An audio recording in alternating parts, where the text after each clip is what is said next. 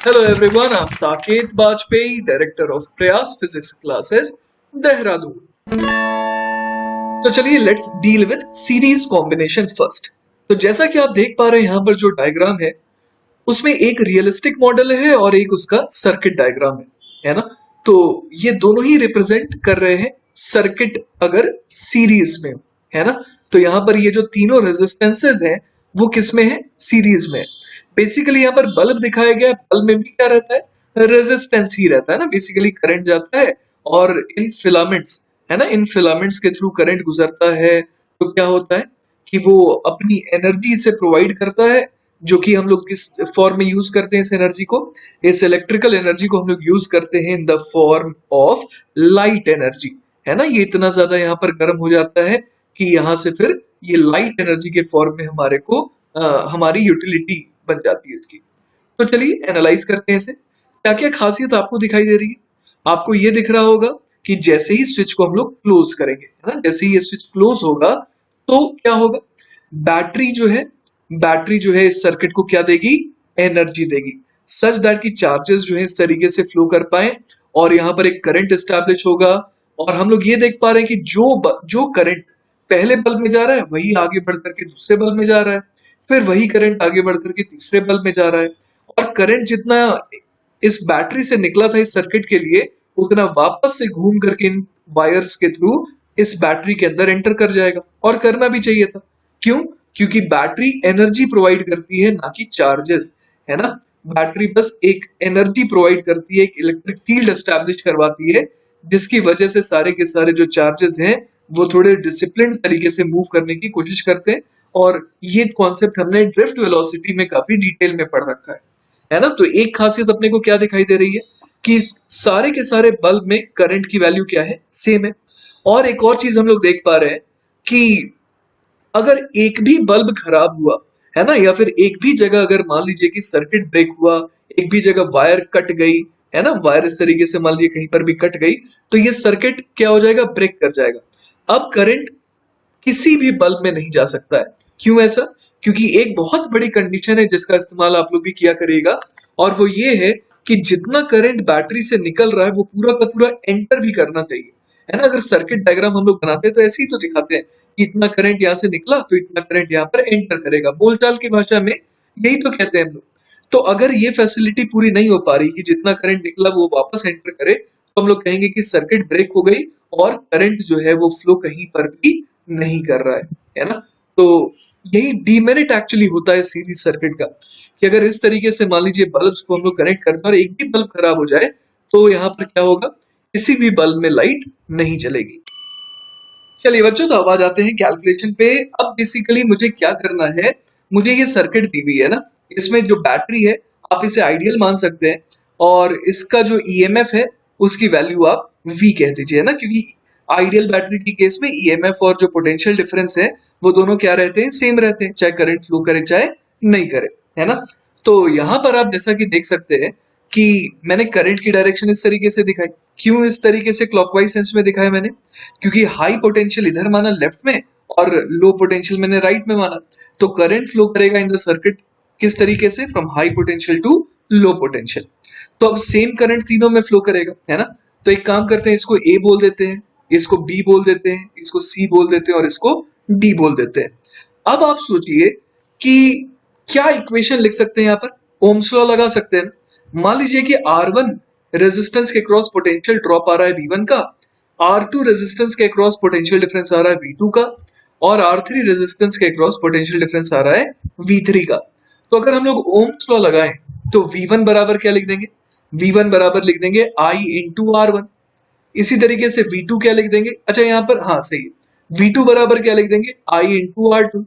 और V3 बराबर क्या लिख देंगे, I इंटू R3, है ना।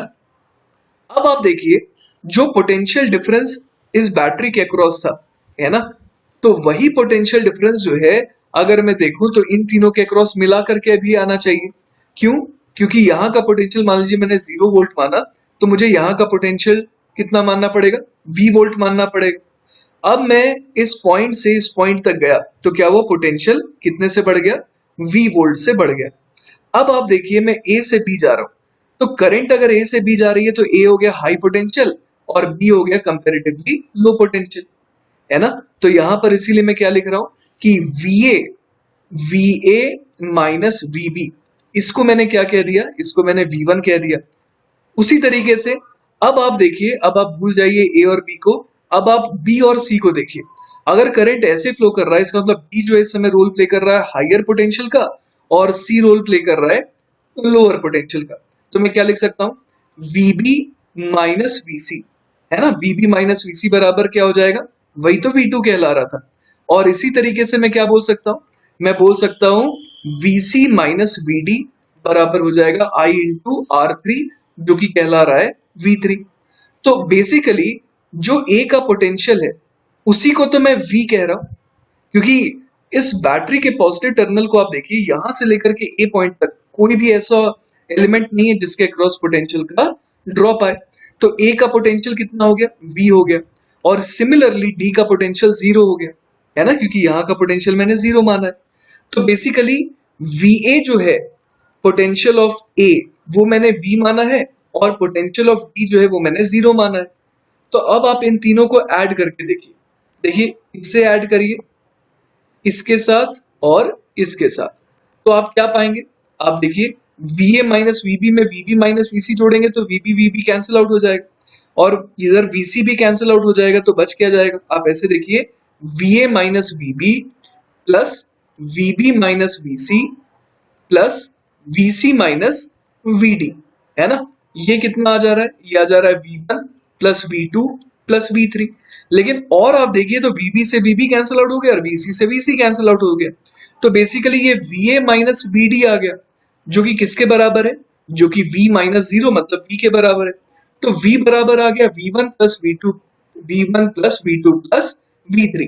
तो ये एक बहुत इंपॉर्टेंट स्टेटमेंट है ना। जो भी पोटेंशियल डिफरेंस बैटरी के अक्रॉस था वही पोटेंशियल डिफरेंस आ रहा है अगर मैं सारे के सारे रेजिस्टेंसेस के अक्रॉस पोटेंशियल डिफरेंसेस को क्या कर दूं, ऐड कर दूं, है ना। तो इसी का हम लोग इस्तेमाल अगर करें यहाँ पर, तो V1 V2 V3 हमारे को मिल चुका है ना। तो V1 V2 V3 को अगर हम लोग ऐड करते हैं तो वो किसके बराबर आ रहा है, वो V के बराबर आ रहा है। तो यहाँ पर मैं लिख देता हूं V1 plus V2 plus V3 बराबर हो जाएगा IR1 plus IR2 plus IR3। ये किसके बराबर आ जा रहा है, ये तो V के बराबर आ जा रहा है। तो अगर इसको मैं और ध्यान से देखूं तो ये आ जा रहा है V अपॉन I बराबर R1 plus R2 plus R3, है ना। एक ये इक्वेशन मेरे पास आ जा रही है। अब इस इक्वेशन को देखिए और सोचने की कोशिश करिए कि ये क्या चीख चीख करके बताना चाह रहा है। बच्चों ये अपने को बताना चाह रहा है कि अगर एक कोई ऐसा सर्किट होता जिसमें हम लोग यही वाली बैटरी लगाते, है ना, और रेजिस्टेंस R बराबर कितना रखते, R1 plus R2 plus R3, तो इस सर्किट में उतना ही करंट I फ्लो करता जितना ऊपर वाली सर्किट में फ्लो कर रहा है ना। तो अगर यही बैटरी लगाते और यही करंट हासिल होता जब हम लोग R1 R2 R3 रखे हैं, तो उसको अगर कंपेयर करें तो वही बैटरी लगा रहे, वही करंट मिल रहा है। अगर हम लोग क्या यूज कर रहे हैं, R1 R2 R3 के बजाय सिर्फ एक रेजिस्टेंस जिसकी वैल्यू कितनी आ रही है, R1 plus R2 plus R3। इसी को हम लोग कहते हैं इक्विवेलेंट रेजिस्टेंस। मतलब ये इकलौता ऐसा रेजिस्टेंस है जो तीनों रेजिस्टेंसेस के रोल को अकेले प्ले कर रहा है ना। तो हमने क्या सीखा बच्चों, हमने ये सीखा कि अगर सीरीज कॉम्बिनेशन हो तो R इक्विवेलेंट बराबर कितना आ जाता है, R1 plus R2 plus R3। अगर और भी रेजिस्टेंसेस होते तो और ऐड कर देते इसी तरीके से। तो ये हम लोगों ने सीखा कि सीरीज के केस में इक्विवेलेंट रेजिस्टेंस क्या होता है और उसका रोल क्या होता है, कि वहां पर अगर वही बैटरी लगाएं और वही करंट हासिल करना चाहते हैं तो ये रेजिस्टेंस भी अकेले काम कर जाएगा। क्लियर है। तो ये हुआ बच्चों सीरीज कॉम्बिनेशन, है ना। तो सीरीज कॉम्बिनेशन में हम लोगों ने क्या क्या देखा, एक बार रिवाइज कर लीजिए। हम लोगों ने ये देखा कि यहाँ पर, है ना, यहाँ पर क्या हो रहा है, यहाँ पर ऐसा हो रहा है कि जो करंट निकला वो करंट सारे के सारे एलिमेंट्स में सेम जा रहा है ना, वही करंट जा रहा है। इनफैक्ट सेम करंट जो निकला वही सेम करंट सब में फ्लो कर रहा है और वापस से बैटरी के अंदर फिर से आ जा रहा है। और हम लोग क्या देख पा रहे हैं यहाँ पर ये देख पा रहे हैं कि तीनों बल्ब्स के क्रॉस पोटेंशियल डिफरेंसेस को अगर हम लोग ऐड कर दें तो वो क्या हमें दे देगा, overall potential difference across the battery. Alright, चलिए तो अब आ जाते हैं पैरेलल कॉम्बिनेशन पर। पैरेलल कॉम्बिनेशन में एक्चुअली क्या होता है देखते हैं।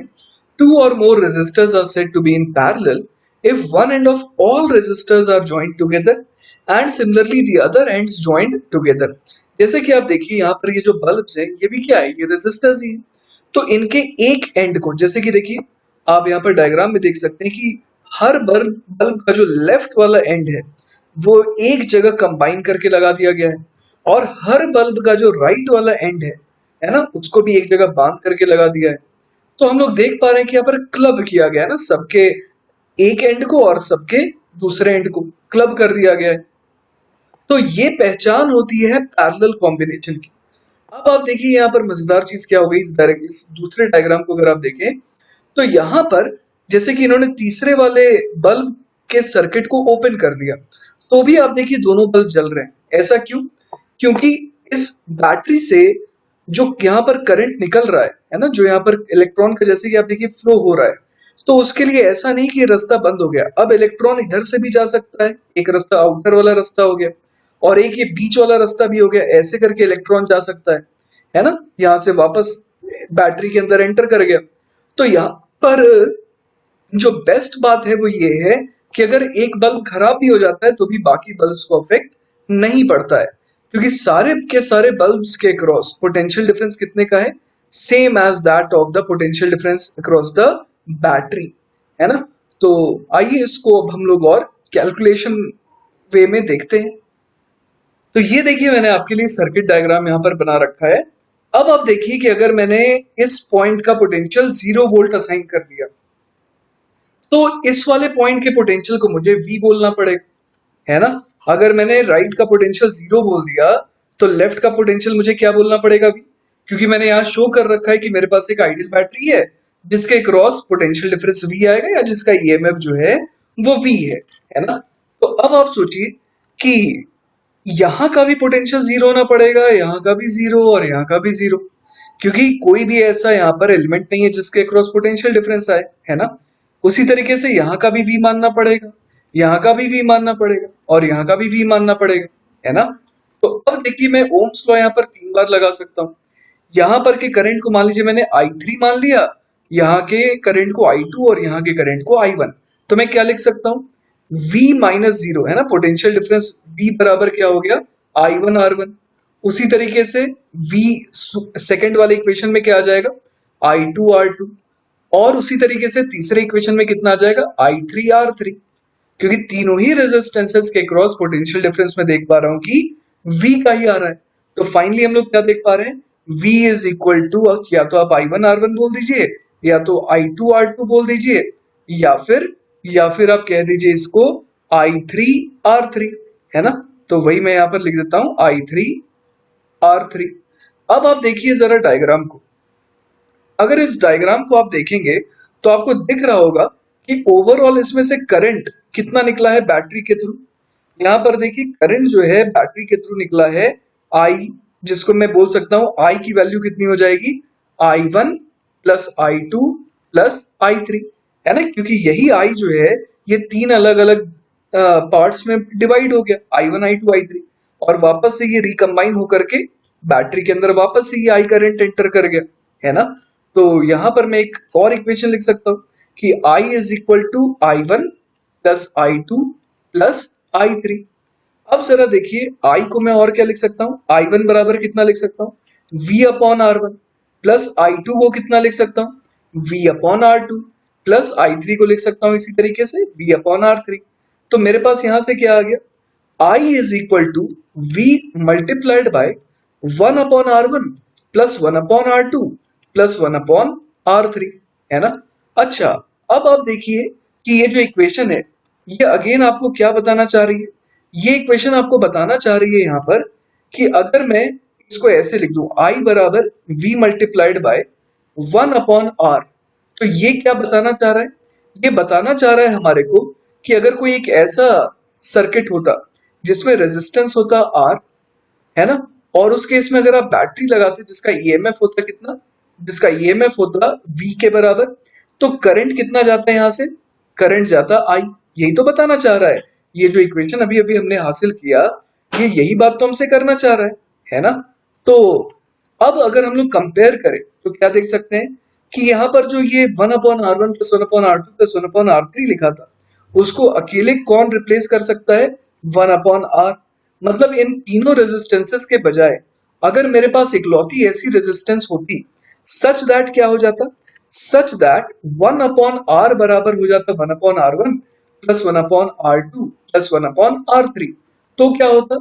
तो उतने ही पोटेंशियल डिफरेंस की बैटरी के थ्रू मैं उतना ही करंट दौड़ा पाता सर्किट में जितना पहले दौड़ रहा था। तो इसका मतलब ये हो गया कि यहाँ पर जो आर है वो इक्विवेलेंट रेजिस्टेंस का रोल प्ले कर रहा है, और यही हमारे को मिल गया फॉर्मूला फॉर पैरेलल कॉम्बिनेशन। अगर और भी रेजिस्टेंसेस होते तो इसी तरीके से आगे हम लोग और बढ़ते चले जाते। क्लियर है?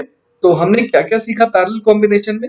एक चीज तो हमने ये सीखी भाई कि यहाँ पर क्या होता है कि जितना करंट एंटर सॉरी जितना करंट यहां से निकला एंटर उतना ही करना है, लेकिन बीच में क्या होता है कि करंट का डिस्ट्रीब्यूशन होता है, यहाँ I1, यहाँ I2, यहाँ पर I3। और साथ ही साथ हम लोग देख पा रहे हैं कि तीनों ही रेजिस्टेंसेस के क्रॉस पोटेंशियल डिफरेंस कितना आना है? सेम आना है। और भी हम लोग एक चीज देख पा रहे हैं कि अगर एक बल्ब नहीं जल रही है, एक बल्ब को हम लोग डिस्कनेक्ट कर दिए, तो बाकी बल्ब्स में कोई भी दिक्कत नहीं आती, क्योंकि उसके क्रॉस अभी भी पोटेंशियल डिफरेंस सेम है, मेंटेन्ड है, और इलेक्ट्रॉन्स को फ्लो करने का रास्ता तो मिला ही हुआ है ना? अब बच्चों मैं आपको एक एग्जांपल कराना चाह रहा हूँ जिससे आपको अगर कंफ्यूजन आया भी होगा तो खत्म हो जाएगा। मान लीजिए मेरे पास एक बैटरी है, आइडियल बैटरी है, जिसका ईएमएफ V के बराबर है। तो अब आप देखिए यहाँ पर कि मैंने मान लीजिए दो रेजिस्टेंसेस लगा दिए सेम वैल्यू के।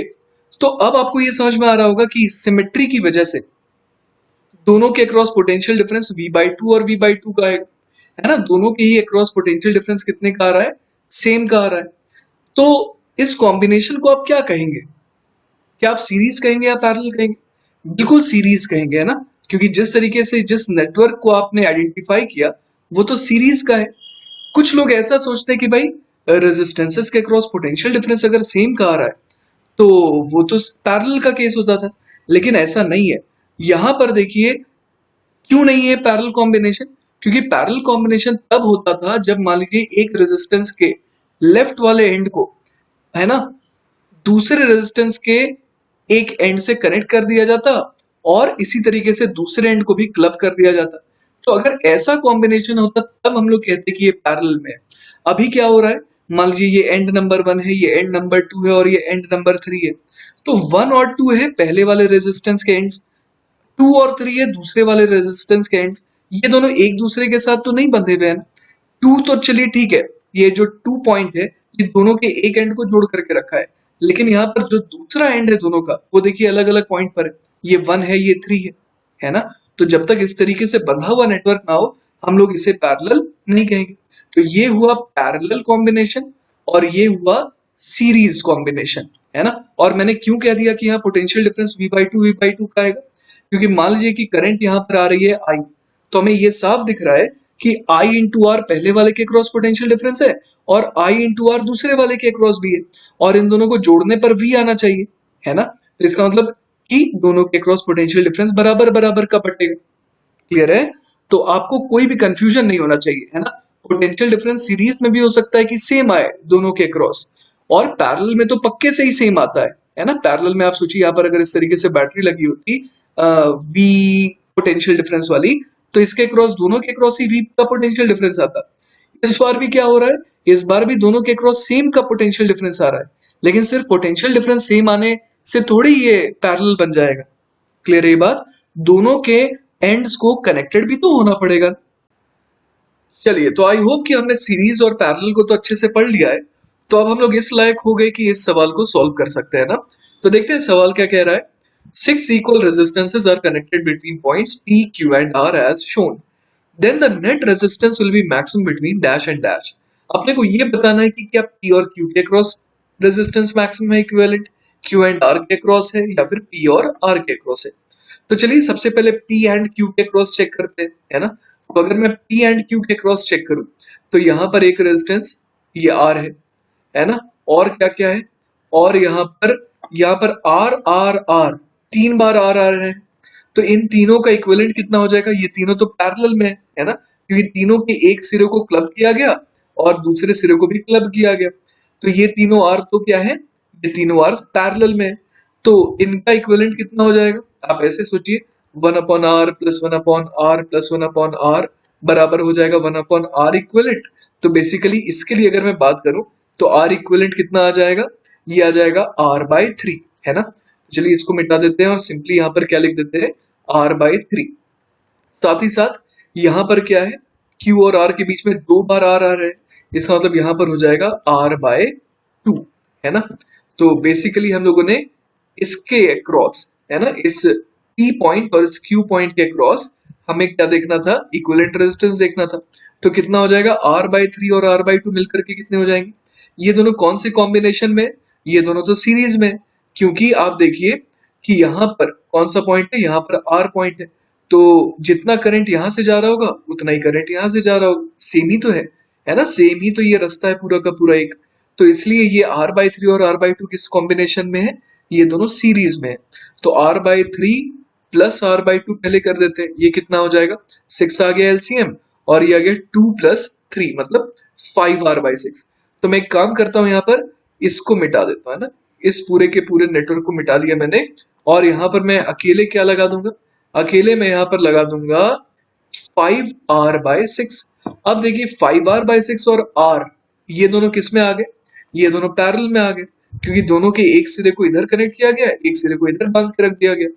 तो इन दोनों का इक्विवेलेंट कितना आ जाएगा? देखिए जब दो होता है ना तो मैं ये फॉर्मूला यूज करता हूँ, जैसे कि 1/r इक्विवेलेंट कितना हो जाएगा? 1/r1 plus 1/r2। तो मैं यहाँ पर ऐसे देख सकता हूँ कि ये कितना आ गया? r1 r2, और इधर आ गया r1 प्लस r2, है ना। तो 1/r इक्विवेलेंट इतना आ जाता है। तो बेसिकली r इक्विवेलेंट का मैं कौन सा फॉर्मूला याद रखता हूँ? r1 r2 upon r1 plus r2। मैं ये वाला फॉर्मूला यूज करता हूँ जब दो रेजिस्टेंसेस हो पैरेलल में, है ना। तो इसी फॉर्मूले का अगर इस्तेमाल अगर मैं करूं तो मेरा आंसर क्या आ जाएगा यहाँ पर इन दोनों से? आइए देखते हैं। r into 5r/6 divided by r plus 5r/6। तो ये कितना हो जाएगा यहाँ पर? r equivalent. r इक्विवेलेंट यहाँ पर आ जा रहा है, r equivalent is equal to, यहाँ से एक r तो कैंसिल आउट हो जाएगा, तो ये बन जाएगा 5r/6 डिवाइडेड बाय 1 प्लस 5/6, मतलब ये बेसिकली 11/6 हो गया। तो हमारा आंसर क्या आ गया? 5r/11। तो इसको सेव करके रख लेते हैं। PQ के अक्रॉस, है ना, PQ के अक्रॉस इक्विवेलेंट रेजिस्टेंस कितना आ रहा है? 5r/11, है ना।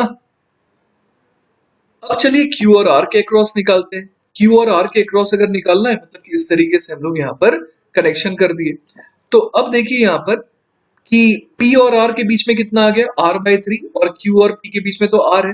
तो ऊपर वाला विंग जो है वो कितना हो जाएगा? R प्लस r/3, है ना, क्योंकि QPR इस सेगमेंट को अगर हम लोग देखें तो ये दोनों सीरीज में है। और नीचे क्या आ जाएगा? नीचे आ जाएगा r/2, और ये रहे दो पॉइंट्स, है ना, ये है Q और ये है R। तो ऊपर वाला कितना हो गया? ये हो गया 4r/3, और नीचे वाला हो गया r/2। तो इसका इक्विवेलेंट कितना आ जाएगा? R इक्विवेलेंट मैं सिंपली बोल दूंगा 4r/3 into r/2 divided by 4r/3 plus r/2, है ना। तो यहां से ये कितना आ जा रहा है? R इक्विवेलेंट यहां से आ जा रहा है, ये हो जाएगा 2r/3 डिवाइडेड बाय 4/3 प्लस 1/2, है ना, 4/3 प्लस 1/2। तो ये कितना हो जाएगा? ये हो जाएगा 2r/3 मल्टीप्लाइड बाय एलसीएम हो गया 6, और इधर कितना आ जाएगा? 2 4 8 प्लस 3। तो ये कितना हो गया? ये हो गया 4r/11। इसको भी सेव करके रख लेते हैं ना। QR के अक्रॉस कितना है इक्विवेलेंट रेजिस्टेंस? 4r/11। अब देखते हैं बच्चों कि P और R के अक्रॉस, है ना, P और R के अक्रॉस जो है इक्विवेलेंट रेजिस्टेंस कितना आ रहा है। तो P और R के अक्रॉस अगर मैं देखूं तो पहले तो ये r/3 दिख रहा है मुझे, उसके अलावा और क्या दिख रहा है मुझे? उसके अलावा दिख रहा है कि ऊपर जैसे मैं गया, है ना, यहाँ पर जैसे ही मैं P से ऊपर गया, तो P से ऊपर गया तो मुझे एक R मिला, यहाँ पर पॉइंट आ गया Q, और Q से नीचे गया तो क्या मिल गया? r/2 मिल गया, है ना। तो यहाँ पर ये पॉइंट R है। तो P और R के बीच में मुझे देखना था, तो ये इस तरीके से मैंने दिखा दिया, ताकि मुझे ये याद रहे कि मुझे P और R के क्रॉस देखना था इक्विवेलेंट रेजिस्टेंस। तो अब देखिए यहाँ पर क्या आ जाएगा, यहाँ पर ऊपर वाले सेगमेंट को देखिए तो ये दोनों तो सीरीज में है, तो R plus R by two हो जाएगा कितना, R plus R by two हो जाएगा सिंपली 3R/2। तो यहाँ पर मैं सिंपली लिख देता हूँ 3R/2। अब 3R/2 और R/3 का कितना हो जाएगा, आइए देखते हैं। R इक्विवेलेंट हो जाएगा 3R/2 multiplied by R/3 divided by 3R/2 plus R/3। तो ये कितना हो गया, ये हो गया ऊपर R/2 और नीचे कितना आ गया 3/2 प्लस 1/3 है ना, तो एलसीएम 6 ऊपर आ गया और नीचे क्या आ गया 9 प्लस 2 11 है ना। तो ये कितना आ जाएगा हमारे पास, R इक्विवेलेंट इस बार आ जाएगा 3R/11। तो हम लोग देख पा रहे हैं कि सबसे ज्यादा किस केस में आया था, हम लोगों ने देखा कि अगर P और Q के अक्रॉस कनेक्ट करें तो 5R/11, Q और R के अक्रॉस कनेक्ट करें तो 4R/11 और R और P के अक्रॉस करें तो 3R/11। इसलिए हमारा जवाब क्या हो जाएगा, net resistance will be maximum between P and Q। Alright, चलिए तो अगला सवाल देखते हैं। अगला सवाल बड़ा ही मजेदार लग रहा है। Find the equivalent resistance between the points A and B of the given circuit. तो देखिए ऐसे किसी भी सवाल को पहले तो आपको ऐसे समझना है कि A and B of the given circuit के अक्रॉस अगर इक्विवेलेंट रेजिस्टेंस निकालना है, इसका मतलब ये हो गया कि आप ऐसा समझ सकते हैं कि A और B के अक्रॉस कोई बैटरी लगी हुई है ना, इस तरीके का कनेक्शन। तो मान लीजिए कि बैटरी का ईएमएफ V है ना, तो यहाँ का पोटेंशियल मैंने V माना और यहाँ का 0 मान लिया। तो अब देखिए यहाँ का पोटेंशियल मैं कितना बोल दूंगा, यहाँ का पोटेंशियल जो है अगर मैं V बोल रहा हूँ तो यहाँ का भी पोटेंशियल तो V हो जाएगा, क्योंकि आप नीचे वाले रास्ते को देखिए, कुछ भी ऐसा नहीं है जिसके क्रॉस पोटेंशियल का लॉस हो सकता है ना। तो यहाँ का अगर V है तो यहाँ का भी V है। उसी तरीके से अगर मैंने यहाँ के पोटेंशियल को 0 कहा तो B का पोटेंशियल भी क्या हो गया, 0 हो गया। और अगर यहाँ का पोटेंशियल 0 हो गया तो ऊपर वाले रास्ते से आइए तो यहाँ का भी पोटेंशियल 0 हो जाएगा।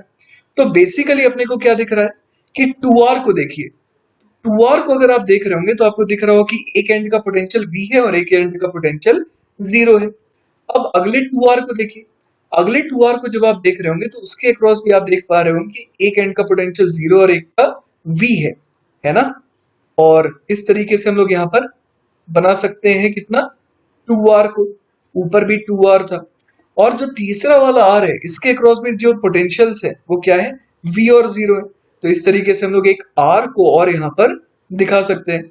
और मैंने एक ही पॉइंट से कनेक्शन क्यों दिखाया, क्योंकि देखिए यहाँ पर ये जो लेफ्ट वाला 2R है उसका एक सिरा इससे कनेक्टेड है, अब यही सिरा तो बेसिकली यहाँ पर भी आ गया है ना। और जैसा कि आप देख पा रहे हैं कि जो R है उसका एक सिरा अगर यहाँ पर है तो यही सिरा तो बेसिकली यहाँ पर भी आ गया। ये ग्रीन वाली लाइन की लेंथ और रेड वाली लाइन की लेंथ का कोई मतलब नहीं है ना, आप इसको खींच करके छोटा करके एक पॉइंट बना दीजिए तो डायग्राम बिल्कुल ऐसा दिखाई देने लगेगा, है ना। तो बेसिकली यही सवाल था और यहाँ पर इस तरीके से हम लोगों ने बैटरी लगा रखी थी V पोटेंशियल V EMF वाली। तो हमारे को दिख रहा है कि तीनों किस कॉम्बिनेशन में है, पैरेलल कॉम्बिनेशन में।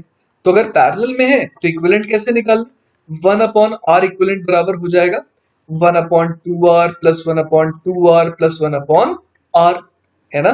तो मैं तो ओरली ऐसे निपटा देता हूँ कि 2R और 2R का इक्विवेलेंट हो जाएगा R, R और R का हो जाएगा R/2। बाकी इसको प्रॉपर फॉर्मूले से भी देख लीजिए, तो यहाँ पर 2R आपने एलसीएम ले लिया, 1 प्लस 1 प्लस ये हो जाएगा 2, है ना। तो यहाँ पर ये कितना आ गया, यहाँ पर ये आ गया R इक्विवेलेंट, देखिए कितना आ जाएगा, R इक्विवेलेंट बराबर हो गया 2R/4, मतलब वही तो आ गया R/2, है ना। तो यही हमारा जवाब है। चलिए बच्चों तो अब आ जाते हैं एक और सवाल में। सवाल है all resistances in the diagram are in ohm, find the effective resistance between the points A and B। तो सवाल बेसिकली कहना चाह रहा है कि ये दोनों एंड्स हैं, इनके अक्रॉस आपको इक्विवेलेंट रेजिस्टेंस निकालना है। तो चलिए इसके डायग्राम को फिर से बनाने की कोशिश करते हैं। ये हो गया A और ये हो गया B और इसके अक्रॉस में इस तरीके से तार निकाल देता हूं, है ना। अब यहाँ पर ये दिखाना है मेरे को 6 और इधर एक और दिखाना है 3, है ना। फिर इधर 3 और इधर दिखाना है 6, है ना। फिर इधर दिखाना है 3, फिर इधर दिखाना है 6, फिर इधर एक और दिखा देते हैं 3, इसको थोड़ा सा छोटा कर देते हैं ना इधर वाले को, इन दोनों को गायब करते हैं और इधर हम लोग दिखा देते हैं 3 और इधर फाइनली दिखा देते हैं इधर 3, है ना। तो अपने पास ये हो गया कंप्लीट डायग्राम, है ना।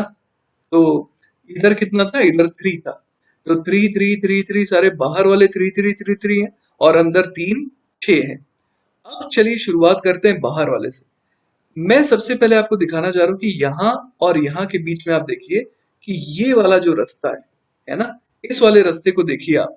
तो आपको दिख रहा होगा यहाँ पर कि ये 3 और ये 3 किसमें है, सीरीज में है ना। तो इन दोनों को 3 और 3 को ऐड करके हम लोग क्या लिख सकते हैं, यहाँ पर हम लोग लिख सकते हैं अकेले 6। अब देखिए ये 6 और ये 6 किस में आ गए, ये 6 और ये 6 देखिए दोनों के सिरे को एक साथ बांधा गया है ना यहाँ पर। तो 6 और 6 आ गया पैरेलल में, तो इसीलिए 6 और 6 अगर पैरेलल में है तो इनका इक्विवेलेंट कितना हो जाएगा, आधा, 3 हो जाएगा। तो चलिए इन दोनों को मैं गायब करके इकट्ठे यहाँ पर क्या दिखा देता हूँ, 3 दिखा देता हूँ। अब देखिए, अब मैं आपको दिखाना चाहता हूँ कि इन दोनों को आप इकट्ठे देखिए, है ना। ये कौन से कॉम्बिनेशन में लग रहे हैं, सीरीज में लग रहे हैं। तो इसका मतलब मुझे क्या करना चाहिए, इन दोनों को रिप्लेस कर देना चाहिए किससे, एक रेजिस्टेंस से जो कि कितने वैल्यू का है, 6 का हो। अब देखिए, अब मैं आपको सॉरी दिखाना चाह रहा हूं कि यहाँ पर ये 6 और ये 6, तो ये दोनों अगेन कौन से कॉम्बिनेशन में आ गए, ये दोनों पैरेलल में आ गए, है ना। तो इनको भी गायब करके मैं अकेले क्या दिखा देता हूँ यहाँ पर, 6 और 6 का आधा 3। तो अब देखिए यहाँ पर क्या आ गया। अब मैं चाहता हूँ कि आप इसे देखिए ना, ये जो यहाँ पर एक और इस तरीके का विंग है, इसे देखिए। यहाँ पर ये 3 और ये 3 किस में आ गए, ये 3 और ये 3 आ गए सीरीज में। तो अगेन मैं इन 3 को गायब करके मैं क्या दिखा सकता हूँ इकट्ठे, मैं इकट्ठे दिखा सकता हूँ यहाँ पर 3 और 3 6। अब 6 और 3 6 जो है ना, ये वाला और ये वाला, ये दोनों किस कॉम्बिनेशन में दिख रहे हैं, देखिए दोनों के एक सिरे को बांध दिया गया है। तो 6 और 6 आ गए किसमें, पैरेलल में। तो चलिए इन दोनों को भी गायब करके क्या दिखा दें यहाँ पर, सिंपली 6 और 6 का रिजल्टेंट 3 दिखा देते हैं। अब आप देखिए यहाँ पर कि ये 3 और ये 3 है ना, ये दोनों एक साथ हैं किस कॉम्बिनेशन में, सीरीज कॉम्बिनेशन में लग रहे हैं। तो 3 और 3 को गायब करके क्या दिखा सकते हैं हम लोग, 3 और 3 को गायब करके हम लोग दिखा सकते हैं यहाँ पर 6। अब 6 और 3 बच गया, है ना। तो 6 और 3 का कितना हो जाएगा, 6 इंटू 3 अपॉन 6 प्लस 3। तो ये हो गया 18 अपॉन 9 विच इज 2 ओम। तो हमारा आंसर क्या हो गया, 2 ओम। ऑल राइट, चलिए तो नेक्स्ट सवाल देखते हैं। An infinite ladder network of resistance is constructed with 1 ohm and 2 ohm resistances as shown. तो ये बेसिकली जो है ना, ये इस तरीके से इंफिनिटी तक इस तरीके से कंटिन्यू हो रहा है। What is the effective resistance between A and B. तो देखिए यहाँ पर ए और बी के अक्रॉस अपने को क्या निकालना है, इक्विवेलेंट रेजिस्टेंस निकालना है ना। तो ऐसे सवालों में ना देखिए एक तरीका यूज होता है जो मैं आपको सिखाता हूँ। आप यहाँ पर एक पॉइंट बना लीजिए जिसका नाम मैं रख देता हूँ P और यहाँ पर एक पॉइंट दिखा देता हूँ Q।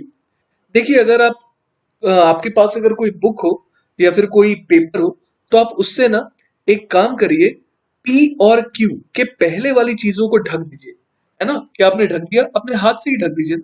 P और Q सिर्फ आपको दिखाई दे रहा है ना, और उसके राइट हैंड साइड में जो भी है वो दिखाई दे रहा है। तो P और Q के राइट हैंड साइड में आप देखिए चीजें कैसी दिखाई दे रही है। सबसे पहले ये 1 दिख रहा है, इधर 2 दिख रहा है, फिर 1 दिख रहा है, ये 2 दिख रहा है। अब चलिए हम लोग अपना हाथ हटाते हैं, हाथ हटा लिए। अब A और B से देखिए, बिल्कुल वैसा ही तो दिखाई दे रहा है, इधर 1 इधर 2 इधर 1 इधर 2 इधर 1 इधर 2। तो जैसा P और Q से ये नेटवर्क दिखाई दे रहा था, है ना, इन दोनों पॉइंट के आगे जैसा दिखाई दे रहा था, वैसा ही दिखाई दे रहा है अगर मैं A और B से आगे पूरा देखूं, क्योंकि इंफिनिटी तक जा रहा है ना। ऐसा मत सोचिएगा बच्चों कि P और Q से हमने देखा तो पीछे वाले 1 और 2 का क्या हुआ, आगे बहुत सारे हैं, उपलब्ध है बहुत सारा, है ना, कम नहीं पड़ रहा है। तो इसका मतलब ये हो गया कि P और Q पॉइंट के आगे अगर मैं देखूं, तो जो इस पूरे के पूरे नेटवर्क का, है ना, इस पूरे नेटवर्क का जो इक्विवेलेंट रेजिस्टेंस आएगा, वो इक्विवेलेंट रेजिस्टेंस किसके अक्रॉस भी देखने पर आ जाएगा, वही इक्विवेलेंट रेजिस्टेंस होगा अगर मैं A और B के अक्रॉस भी अगर पूरे के पूरे को देखूं, क्योंकि आगे अनंत तक जा रही है गाड़ी, है ना। ये पूरा का पूरा रेजिस्टेंस जो है वो इन्फिनिटी तक जा रहा है, तो कोई कमी नहीं है, ऐसा नहीं कि एक कम हो गया, है ना।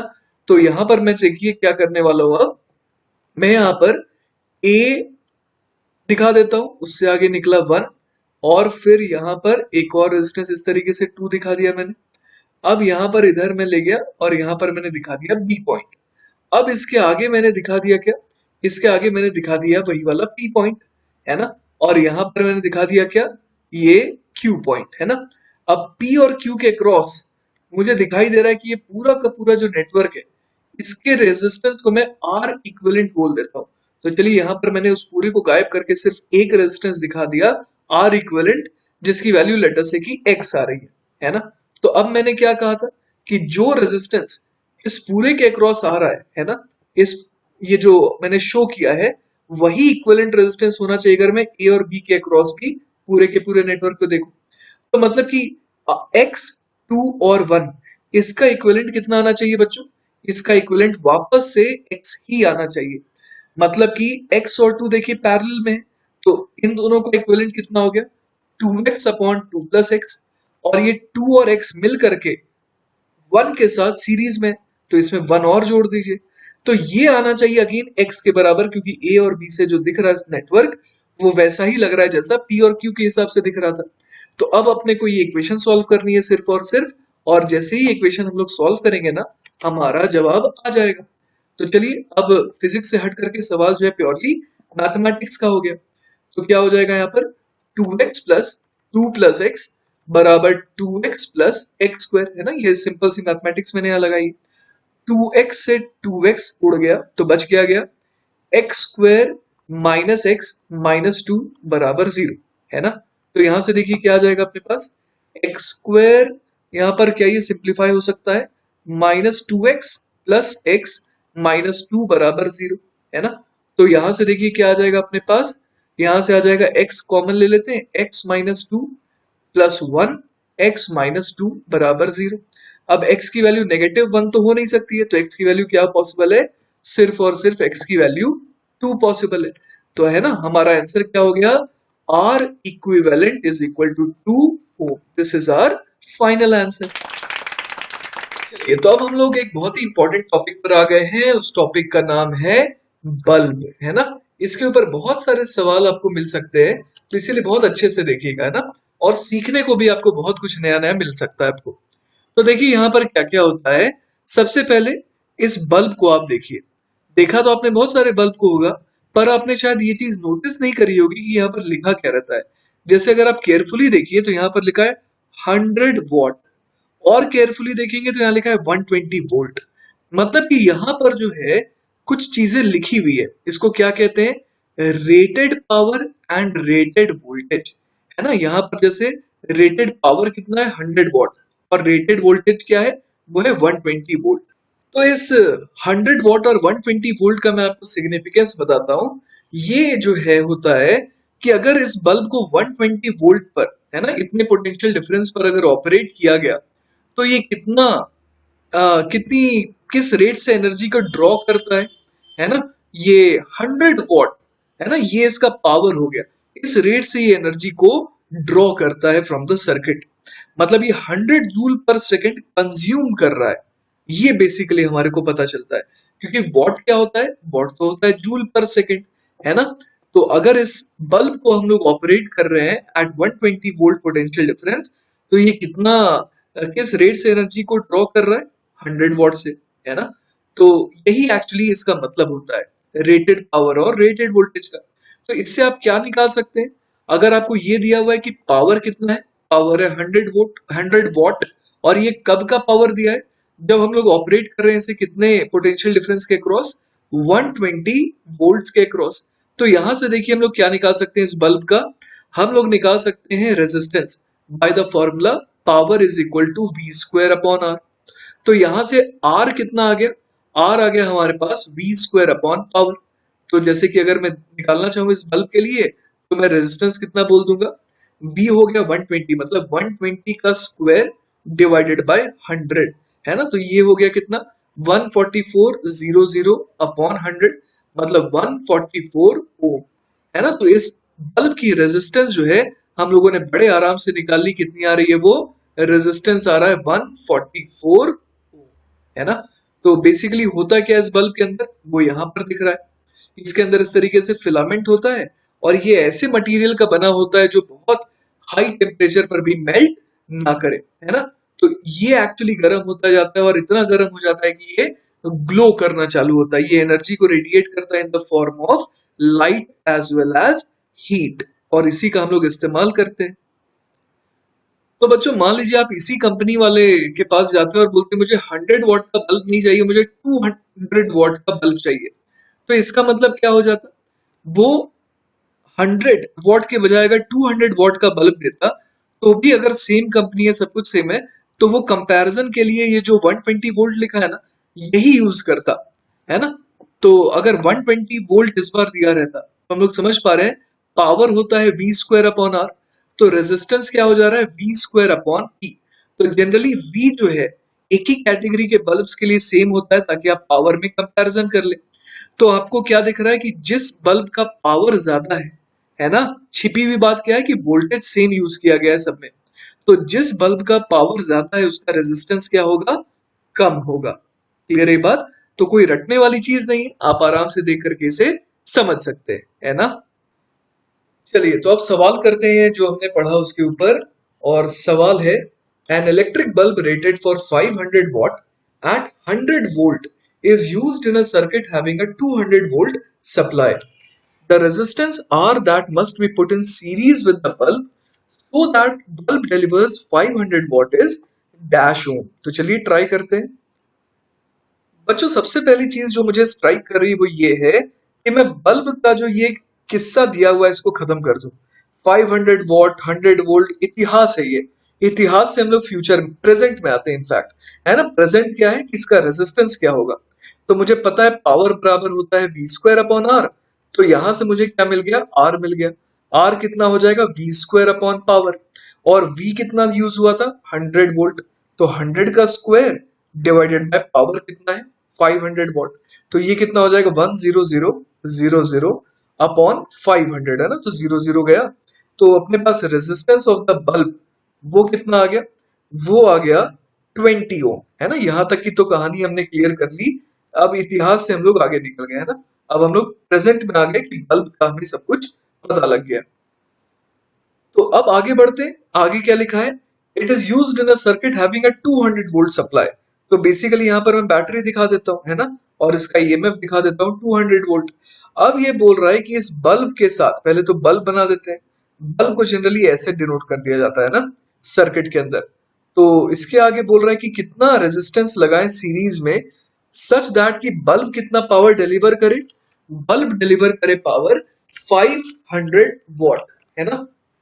तो चलिए यहाँ पर हम लोग इसे कंप्लीट करते हैं, और अपने को बेसिकली ये पता है कि रेजिस्टेंस ऑफ द बल्ब है 20 ओम, और अपने को ये वाला रेजिस्टेंस R निकालना है जो कि सीरीज में लगाया जाए सच दैट की power delivered by the bulb कितना हो 500 वॉट।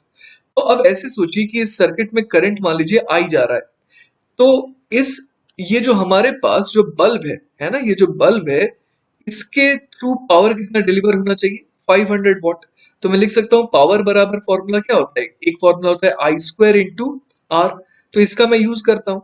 पावर मुझे चाहिए 500 वॉट, 500 वॉट बराबर लिख दूंगा I square into resistance of bulb जो कि कितना है 20 है। तो यहां से देखिए मेरे पास क्या आ जाएगा, यहाँ से 0 से 0 गया और ये 25 हो गया, तो आई बराबर मेरे पास आ गया 5 एम्पियर। मतलब इस सर्किट में करंट कितना फ्लो करना चाहिए, सर्किट में करंट फ्लो करना चाहिए 5 एम्पियर, है ना। तो अब इसकी मदद से हम लोग क्या निकाल सकते हैं, रेजिस्टेंस निकाल सकते हैं। कैसे, तो पूरे के पूरे सर्किट में आप देखिए तो इक्विवेलेंट रेजिस्टेंस कितना हो जाएगा R प्लस 20, है ना, और ईएमएफ कितना है 200।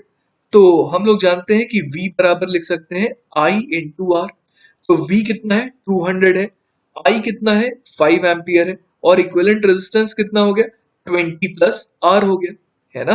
तो यहां से देखिए ये कितना हो जाएगा 540 हो जाएगा, तो 40 is equal to 20 plus R। अब बहुत आसानी से हम लोग देख पा रहे हैं कि रेजिस्टेंस कितना होना पड़ेगा 20 ओम। इसका मतलब अगर हम लोग 20 ओम का रेजिस्टेंस लगा दें यहाँ पर, तो क्या चाहिए था अपने को चाहिए था कि 500 वॉट डिलीवर करे बल्ब, तो वो संभव हो पाएगा। ऑलराइट, चलिए तो एक और बड़ा प्यारा सा सवाल है वो देखते हैं।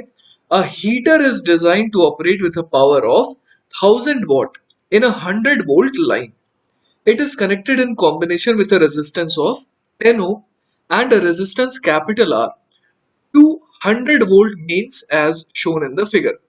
What will be the value of R that the heater operates with the power of 62.5 watt?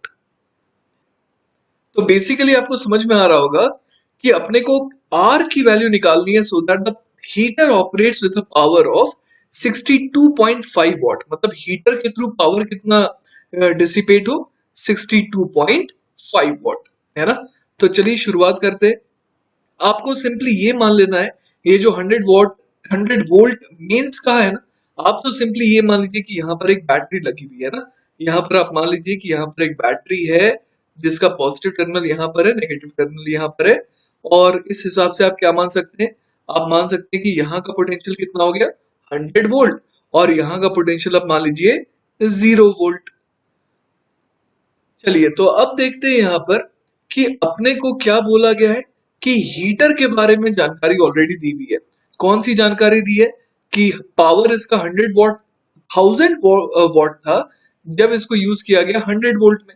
इसका मतलब हीटर का रेजिस्टेंस देने की कोशिश की गई है। तो रेजिस्टेंस ऑफ हीटर कितना हो जाएगा, पावर बराबर होता है वी स्क्वायर अपॉन आर, है ना। तो रेजिस्टेंस हो जाएगा वी स्क्वायर अपॉन पावर, है ना। तो यहाँ पर हम लोग क्या करेंगे, 100 का स्क्वायर करके उसको पावर से डिवाइड कर देते हैं। तो रेजिस्टेंस ऑफ हीटर कितना आ गया, ये जैसा कि आप देख पा रहे हैं ये आ गया 10 ओम, है ना। तो रेजिस्टेंस ऑफ हीटर आ गया अपने पास 10 ओम। और देखते हैं और अपने से क्या बोला गया है कि जो हीटर है उसको ऑपरेट करना पड़ेगा कितने पावर के साथ, 62.5 वॉट के साथ, है ना। तो अपने को रेजिस्टेंस पता है और पावर पता है, तो क्या कर दे, हम लोग बी और सी के बीच में पोटेंशियल डिफरेंस निकाल सकते हैं, है ना। हीटर के क्रॉस पोटेंशियल डिफरेंस मतलब बी और सी पॉइंट के क्रॉस पोटेंशियल डिफरेंस। तो पावर बराबर होता है वी स्क्वायर अपॉन आर, और अपने को क्या पता है, पावर और आर पता है। तो वी स्क्वायर बराबर कितना हो जाएगा, वी स्क्वायर बराबर हो जाएगा पावर इंटू आर। तो पावर कितना है 62.5 और रेजिस्टेंस कितना है 10, तो ये बेसिकली हो गया 625। तो यूजर फ्रेंडली डेटा आया, तो यहाँ से V अपने को कितना मिल गया, V अपने को मिल जाएगा 25 वोल्ट, है ना, इतना आ गया।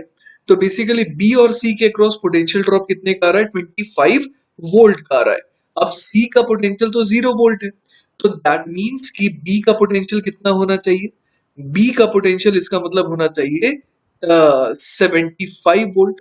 तभी तो B से C गए, तो पोटेंशियल डिफरेंस अगर कितने का आया, अच्छा सॉरी 75 क्यों होगा, इसे 25 होना पड़ेगा, 25 वोल्ट होना पड़ेगा इसका पोटेंशियल। क्यों, क्योंकि जब B से C गए तो क्या हुआ, 25 वोल्ट का पोटेंशियल ड्रॉप आना चाहिए, तभी तो यहाँ का पोटेंशियल कितना हो गया, 0 हो गया, है ना।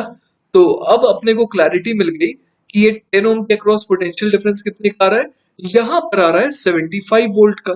तो इसका मतलब करंट कितना फ्लो कर रहा है 10 ओम के अक्रॉस, 10 ओम के अक्रॉस करंट फ्लो करेगा 75, तो पोटेंशियल डिफरेंस है अपॉन रेजिस्टेंस कर देते हैं, तो ये आ गया 7.5 एम्पियर। इसका मतलब सर्किट में करंट फ्लो कर रहा है 7.5 एम्पियर। अब अपने को ये मिल गया कि ओवरऑल जो पोटेंशियल डिफरेंस है बैटरी का, है ना, वो कितना है 100 वोल्ट का, करंट फ्लो कर रहा है कितना 7.5 एम्पियर। तो यहां से हम लोग पूरे सर्किट का क्या निकाल सकते हैं, इक्विवेलेंट रेजिस्टेंस भी निकाल सकते हैं। तो वही मैं यहां पर लिख देता हूं, 100 volt divided by current which is 7.5, this is equal to R equivalent. तो यहां से क्या आ गया, 100 अपॉन 7.5 को मैं लिख सकता हूं 15/2, this should be equal to R equivalent. R equivalent कितना हो जाएगा, हीटर और आर का कितना हो जाएगा मिला करके 10 into R upon 10 plus R, और ये सीरीज में है 10 के साथ, तो प्लस 10 भी कर देते हैं। तो बस अब तो सवाल अपना पूरा का पूरा हो गया मैथमेटिक्स का, है ना। अब तो फिजिक्स कुछ भी नहीं लग रही, तो कितना लिख देंगे यहाँ पर, ये हमारा हो जाएगा 200 upon 15 is equal to 10R plus 100 plus 10R divided by 10 plus R, है ना। आई होप कैलकुलेशन सही जा रही है। तो इसके बाद क्या आ जाएगा, यहाँ से इसको और सिंप्लीफाई कर लेते हैं, 5 3 से 15 और 5 हाँ 5 इंटू 40 बराबर 200, तो ये हो जाएगा 400 प्लस 40R बराबर 30R प्लस 300 प्लस 30R। तो यहां से क्या आ गया, यहां से आ गया 20R इज इक्वल टू 100। तो R की वैल्यू कितनी आ गई, R की वैल्यू आ गई 5 ओम।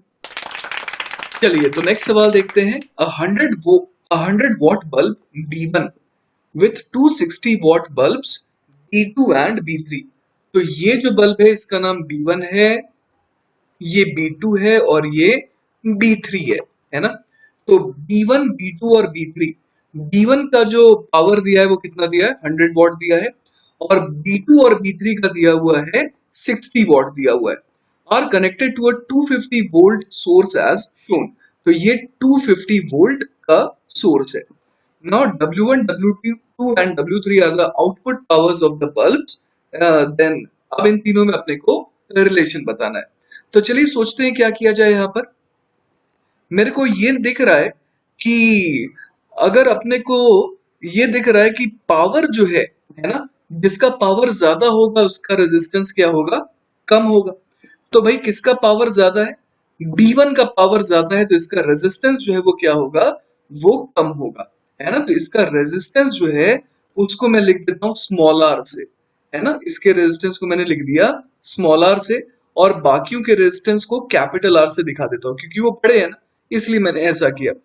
अब आप ऊपर वाले में देखिए, ऊपर वाले विंग में इसमें मान लीजिए करंट जा रहा है I1। तो B1 से कितना पावर डिसिपेट होगा, I1 स्क्वायर आर। B2 से कितना पावर डिसिपेट होगा, I1 square into capital are. Obviously ये ज्यादा होगा क्योंकि R ज्यादा है। तो इसका मतलब कि W2 क्या हो गया, W2 ज्यादा हो गया W1 से। एक कंपैरिजन तो देखिए हम लोग इतने आराम से यहाँ पर ड्रॉ कर पा रहे हैं। अब अगर B3 को भी शामिल करना है तो कैसे करें भाई। तो हम लोग यहाँ पर ये देख पा रहे हैं कि B3 का जो, हाँ B3 का जो रेजिस्टेंस है वो B2 के ही बराबर तो है ना। B3 और B2 सेम, हाँ उनका पावर जो है वो सेम था, तो उनका रेजिस्टेंस भी क्या आएगा, सेम आएगा। अब ये देखिए यहाँ पर कि जो B3 बल्ब है उसके क्रॉस पोटेंशियल डिफरेंस कितने का है, 250 वोल्ट का है। लेकिन जो B2 बल्ब है उसके अक्रॉस पोटेंशियल डिफरेंस ऑब्वियसली 250 से कम का होगा, क्योंकि 250 वोल्ट जो पोटेंशियल ड्रॉप आ रहा है वो तो B1 और B2 दोनों के क्रॉस मिला करके आ रहा है ना। तो अब अगर मैं पावर का फॉर्मूला लगाऊं, पावर बराबर V स्क्वायर अपॉन R, ठीक है। तो यहां पर मैं देख पा रहा हूं कि आउटपुट पावर जो है इसका ज्यादा आएगा, आर दोनों का सेम है, तो जिसका V ज्यादा होगा उसका आउटपुट पावर, मैं रेटेड पावर की बात नहीं कर रहा, मैं आउटपुट पावर की बात कर रहा हूं, वो ज्यादा आएगा। तो किसके अक्रॉस पोटेंशियल डिफरेंस ज्यादा है, B3 के अक्रॉस। इसका मतलब W3 क्या हो गया, W3 is greater than W2। तो अब इन दोनों को अगर कंबाइन कर दे तो क्या आ जाएगा, W1 less than W2 less than W3। इसका मतलब सबसे ज्यादा W3 है, फिर W2, फिर W1। एक बार और मैं एक्सप्लेन कर देता हूं। यहाँ पर सबसे पहले मैंने देखा इन दोनों को, है ना, B1 और B2 को। कैसे कंपैरिजन हुआ, रेजिस्टेंस पहले मैंने रेटेड पावर के हिसाब से देखा, है ना। रेटेड पावर क्या था, 100 वॉट था B1 का, और B2 का था 60 वॉट। तो उसके हिसाब से मैंने रेजिस्टेंस में कंपैरिजन ड्रॉ कर लिया, जिसका पावर ज्यादा उसका रेजिस्टेंस कम।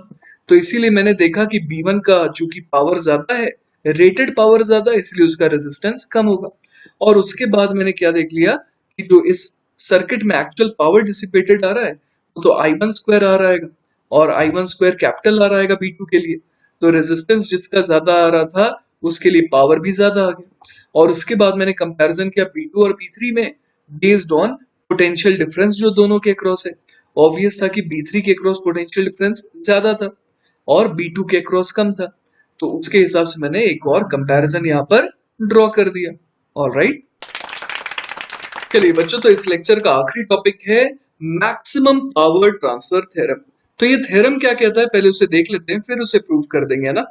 तो ये कहता है कि if a battery of fixed EMF E and internal resistance small r is connected to a variable external resistance capital R, the maximum power is delivered to the external resistance when R की value हो जाए small r के ही बराबर। तो ये कहना चाह रहा है कि अगर कैपिटल आर जो कि वेरिएबल है ना, ये एक्सटर्नल रेजिस्टेंस वेरिएबल है। अगर इसकी वैल्यू स्मॉल आर हो जाती है तो उस केस में क्या होता है कि ये जो कैपिटल आर है ना, कैपिटल आर के अक्रॉस मैक्सिमम पावर डिसिपेट होता है। तो चलिए इस चीज को प्रूव करने की कोशिश करते हैं, है ना। तो सबसे पहले इस आर को हम लोग वेरिएबल मानेंगे ना। तो कैपिटल आर क्या है? Capital R is a variable. तो अब मैं देखता हूं कि करंट सर्किट में कितना आ जाएगा। इस सीरीज में मैं देख पा रहा हूं कि स्मॉल आर और कैपिटल आर एक तरीके से सीरीज में ही तो लग रहे हैं, है ना। तो यहाँ पर करंट में कितना बोल दूंगा, E upon R plus small R. अब मुझे कैपिटल आर के क्रॉस पावर डिसिपेटेड देखना है। तो पावर बराबर कितना आ जाएगा, I square into capital R, है ना। तो यहां से पावर कितना आ गया, ये आ गया ई का square into capital R upon R plus small R का भी स्क्वायर। तो अब मुझे पावर को क्या करना है, मैक्सिमाइज करना है। तो एक काम करते हैं, यहाँ पर इसको अगर और सिंप्लीफाई किया जाए तो कोई फायदा है क्या? चलिए देखते हैं। इसको लिख सकते हैं E square R upon R plus R का होल स्क्वायर, है ना। तो और सिंप्लीफाई तो फर्दर नहीं हो पा रहा है ये। तो सिंपली एक काम करते हैं, डीपी बाई डी आर एक बार डिफरेंशिएट कर देते हैं ना। तो ये कितना आ जाएगा, डीपी बाई डी आर को मैं जीरो करना चाह रहा हूँ बेसिकली। तो डीपी बाई डी आर अगर मैं जीरो करना चाह रहा हूँ तो क्या आ जाएगा यहाँ पर, twice of R plus R into E square capital R, this should be equal to R plus small R का whole square into E square, है ना। यहां पर मैंने क्या यूज करा, यहां पर मैंने यूज करा कि अगर u बाई v का डिफरेंशिएशन करना है तो v d u minus u d v upon v square बराबर जीरो कर दीजिए। तो चूंकि v तो v स्क्वायर जो है वो जीरो से मल्टीप्लाई करके जीरो ही हो जाना है, तो मैंने क्या करा यहाँ पर u डी वी बराबर वी डी यू कर दिया एक तरीके से। तो यहां से देखिए मेरे पास क्या आ गया, एक तो ये कैंसिल आउट हो गया, ई स्क्वायर से ई स्क्वायर कैंसिल आउट हो गया। तो यहां से क्या आ गया, two R is equal to R plus small R. तो यहां से बड़ा ही आसानी से मुझे दिख रहा है कि आर की वैल्यू को कितना होना पड़ेगा, आर की वैल्यू को स्मॉल आर होना पड़ेगा, है ना। तो आर जब स्मॉल आर के बराबर आता है तब जो पावर है वो एक्चुअली क्या हो रहा है, मैक्सिमाइज हो रहा है। आइए एक काम करते हैं, इसका ग्राफ भी बना लेते हैं ताकि आपको कोई भी कंफ्यूजन ना रहे, है ना। तो ग्राफ कैसे बनाए भाई इसका, अपने को किसका ग्राफ बनाना है यहाँ पर, पावर का, है ना। Power as a function of capital R. तो पावर बराबर कितना था, E square R upon power था E square R upon R plus small R का होल स्क्वायर। और हमने देखा कि डीपी बाई डी आर बराबर जीरो कब आ रहा है, एट कैपिटल आर की वैल्यू जब स्मॉल आर के बराबर हो जाए, है ना। यही तो आ रहा है। तो चलिए अब सोचते हैं कि इसका ग्राफ कैसे बनाया जाए, है ना। सब कुछ अपने पास तो है। तो यहां पर मैं देख पा रहा हूं कि पावर को अगर मैं और एक तरीके से लिख दूं, आर से अगर मैं डिवाइड कर दूं इस पूरे को तो क्या आ जाएगा, E square R by R, और डिनोमिनेटर में क्या आ जाएगा, आर प्लस स्मॉल आर का whole square divided by capital R. तो ये कितना आ गया, E square divided by R plus small R का होल स्क्वायर अपॉन आर, कुछ ऐसा आ रहा है ये। तो यहां से देखिए क्या मिल जाएगा मुझे, तो इसको और सिंप्लीफाई अगर करें तो ऐसे लिख सकते हैं one plus small R upon capital R का होल स्क्वायर इनटू आर, है ना। मैंने यहाँ पर क्या किया, डिनोमिनेटर को एक आर से डिवाइड भी कर दिया और मल्टीप्लाई भी कर दिया, जिससे आर जो है वो इस आर प्लस आर के अंदर चला गया। तो ऐसा मैंने इसलिए किया क्योंकि आइए मैं आपको दिखाता हूँ। पावर बराबर अब मेरे पास कितना आ गया, E square divided by R multiplied by one plus small R upon capital R का होल स्क्वायर, है ना। तो यहां पर देखिए मुझे क्या दिख रहा है इस इक्वेशन से, मैं आपको बताता हूं। पहली चीज मुझे ये दिख रही है यहाँ पर कि जब r जो है टेंडिंग टू इंफिनिटी हो रहा है ना, तो उस समय देखिए क्या हो जा रहा है, r जब बहुत बड़ा हो जा रहा है तो one plus small R by capital R one हो जा रहा है। और लेकिन यहाँ पर कैपिटल आर जो है वो भी तो है, तो ये पावर जो है वो टेंडिंग टू जीरो हो रहा है। साथ ही साथ मैं एक और चीज देख पा रहा हूं यहाँ पर, और वो क्या है कि शुरुआत में, है ना, शुरुआत में जब r की वैल्यू कितनी थी, जब r की वैल्यू थी जीरो, उस समय सोचिए क्या था पावर। पावर का फॉर्मूला क्या था जो हम लोगों ने बेसिक देखा था। पावर हमने देखा था, कितना देखा था भाई, E square R upon R plus small R का होल स्क्वायर। तो लिख देते हैं E square R upon R plus small R का होल स्क्वायर। तो जब आर की वैल्यू थी कितनी, जीरो, तो आप देख सकते हैं कि उसमें पावर एग्जैक्टली कितना था, जीरो था। और अपने को ग्राफ बनाना है, इसीलिए मैं ये सारी डिटेल्स कलेक्ट कर रहा हूं, है ना। तो क्या क्या डिटेल मिल गया, आर जब टेंडिंग टू इंफिनिटी है तब पावर क्या है, टेंडिंग टू जीरो है। उसके अलावा मुझे क्या मिल गया, जब आर की वैल्यू जीरो है तब पावर की वैल्यू जीरो है। और साथ ही साथ मुझे ये मिल रहा है कि dp by D R zero कब है, dp बाई डी आर, है ना, dp by D R is equal to zero at capital R equal to small R. And at that time power कितना आ जा रहा है, E square upon E square into small R upon R plus R, मतलब two R का square. तो ये कितना आ जा रहा है, ये आ जा रहा है E square divided by four R, है ना। तो मेरे पास पावर की भी उस समय वैल्यू आ गई। तो इतना डेटा अपने लिए काफी है, अब हम लोग आराम से इसका ग्राफ बना सकते हैं। तो चलिए ट्राई करते हैं। तो देखिए मैंने सारी चीजों का इस्तेमाल किया। पहली चीज ये कि जब पावर जीरो है तो उस समय, मतलब पावर कब जीरो है, जब रेजिस्टेंस जीरो है ना, एक्सटर्नल आर जीरो है। फिर पावर मैक्सिमम कब है, जब कैपिटल आर की वैल्यू कितनी है, स्मॉल आर के बराबर, और उस समय उसकी वैल्यू कितनी आ रही है, E square upon four are.